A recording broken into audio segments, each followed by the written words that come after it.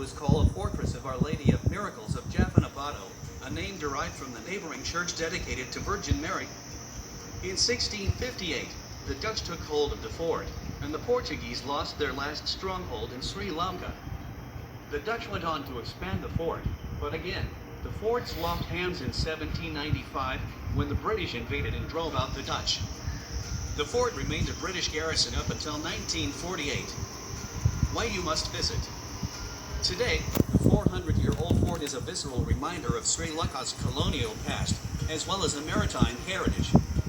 The massive fort complex overlooks the Jaffna Lagoon, and while much of it remains intact, a certain part of the fort had to undergo extensive restoration efforts.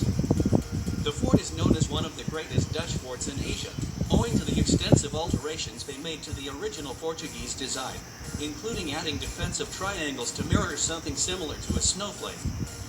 The gorgeous fort is settled within the borders of a pentagon, which is, in turn, surrounded by a moat.